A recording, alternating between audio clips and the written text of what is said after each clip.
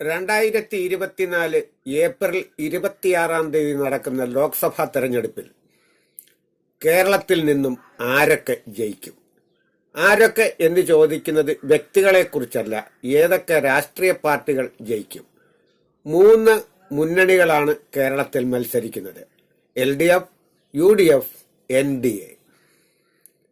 NDAയുടെ മുഖ്യകക്ഷി BJPയും UDFന്റെ മുഖ്യകക്ഷി കോൺഗ്രസും LDFന്റെ മുഖ്യകക്ഷി CPMുമാണ്. അതുകൊണ്ട് തന്നെ ഇതിൽ ഏത് കക്ഷികൾക്ക് പരാജയം പറ്റിയാലും അതിൻ്റെ ദുഷ്പേര് കേൾക്കേണ്ടി വരിക BJPക്കും കോൺഗ്രസിനും CPMനുമാണ്. നമുക്ക് അതേപ്പറ്റി ഒരു പരിശോധന നടത്താം. വാൾട്ട് വിഷന്റെ പുതിയ ഒരു എപ്പിസോഡിലേക്ക് മാന്യ പ്രേക്ഷകർക്ക് സ്വാഗതം.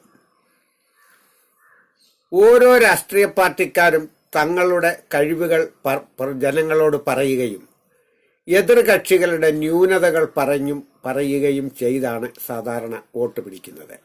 തങ്ങൾ ചെയ്ത നേട്ടങ്ങളും എതിർ കക്ഷികൾ ചെയ്യുന്ന ദോഷങ്ങളും ആണ് ഇവർ പറയുന്നത്. ഒരു രാഷ്ട്രീയ പാർട്ടിക്കും യഥാർത്ഥത്തിൽ ഒരു കുറ്റങ്ങളും പറയാനില്ല. അവർക്ക് പറയാനുള്ളത് അവരെ എതിർക്കുന്ന രാഷ്ട്രീയ പാർട്ടിയുടെ കുറ്റങ്ങളാണ്. ലോകത്ത് ഇന്നേ വരെ ഇലക്ഷനിൽ അവലംബിക്കുന്ന മാനദണ്ഡങ്ങൾ ഇതുതന്നെയാണ്. എതിർ പാർട്ടിയുടെ കുറ്റം എന്ത്, അത് കണ്ടുപിടിച്ച് ജനങ്ങളിൽ എത്തിച്ച് വോട്ട് പിടിക്കുക എന്നുള്ളതാണ് തന്ത്രം. ഈ പ്രാവശ്യം ആർക്കാണ് കേരളത്തിൽ മേൽക്കൈ? അതേപ്പറ്റിയാണ് നമുക്ക് ഇപ്പോൾ പറയുവാനുള്ളത്. കേരളത്തിലെ എല്ലാ ചാനലുകളും, എല്ലാ പത്രമാധ്യമങ്ങളും, ഒട്ടുമിക്ക സോഷ്യൽ മീഡിയകളും സർവേ നടത്തി കഴിഞ്ഞു. ആര് ജയിക്കും, ആര് തോൽക്കും, ആർക്ക് എവിടെയൊക്കെ ഏതൊക്കെ സീറ്റ് കിട്ടുമെന്ന് വരെ പ്രവചനം നടത്തി കഴിഞ്ഞു.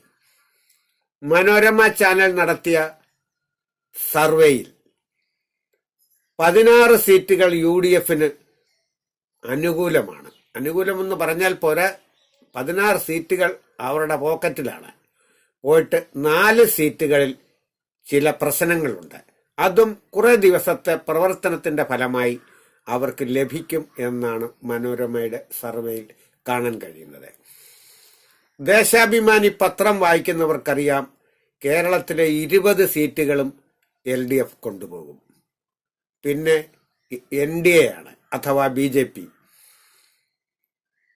പത്തനംതിട്ടയിൽ മത്സരിക്കുന്ന അനിൽ ആന്റണി പറഞ്ഞത്, ഞാൻ ജയിക്കുമെന്ന് കണ്ടപ്പോൾ രാഷ്ട്രീയക്കാർ തന്റെ പിതാവിനെ കുത്തിയിളക്കി തനിക്കെതിരെ പോരാടുന്നു എന്നാണ്. NDAയും അവകാശപ്പെടുന്നത് കേരളത്തിലെ 20 സീറ്റുകളും തങ്ങൾ പിടിക്കും എന്നാണ്. ഓരോ സ്ഥാനാർത്ഥികളും തങ്ങളുടെ മണ്ഡലങ്ങളിലെ ജനങ്ങൾക്ക് പുതിയ പുതിയ വാഗ്ദാനങ്ങളും നൽകുന്നുണ്ട്. ഞാൻ ജയിച്ചു വന്നാൽ നിങ്ങൾക്ക് ഇന്ന കാര്യം ചെയ്തു തരും, ഇന്ന കാര്യം ചെയ്തു തരും, ഇന്നടത്ത് പാലം പണിതു തരും എന്നെല്ലാം എല്ലാവരും വാഗ്ദാനങ്ങൾ നൽകുന്നു. യഥാർത്ഥത്തിൽ ഈ 20 സീറ്റിൽ LDF ജയിക്കും. യഥാർത്ഥത്തിൽ ഇവിടുത്തെ 20 സീറ്റിൽ UDF ജയിക്കും. യഥാർത്ഥത്തിൽ ഇവിടുത്തെ 20 സീറ്റിൽ NDA അഥവാ BJP ജയിക്കും. ഇതാണ് കണക്കുകൂട്ടലുകൾ. ഈ കണക്കുകൂട്ടലുകൾ വെച്ച് നോക്കുമ്പോൾ 60 സീറ്റുകൾ കേരളത്തിൽ ഉണ്ടായിരിക്കണം. എങ്കിൽ മാത്രമേ ഇവർക്ക് 20-20-20 എന്ന റേഷ്യോയിൽ ജയിക്കാൻ കഴിയും. ഓരോരുത്തരും ആത്മവിശ്വാസം പ്രകടിപ്പിക്കുന്നുവെങ്കിലും ഓരോ മനുഷ്യന്റെയും മനസ്സിൽ, അല്ലെങ്കിൽ ഓരോ വോട്ടർമാരുടെയും മനസ്സിലുണ്ട് തന്റെ വോട്ട് ആർക്ക് കൊടുക്കണമെന്ന്. ആ വോട്ട് അവർക്ക് തന്നെ പോകും. പിന്നെ നിഷ്പക്ഷമതികളായ ചില വ്യക്തികളുണ്ട്.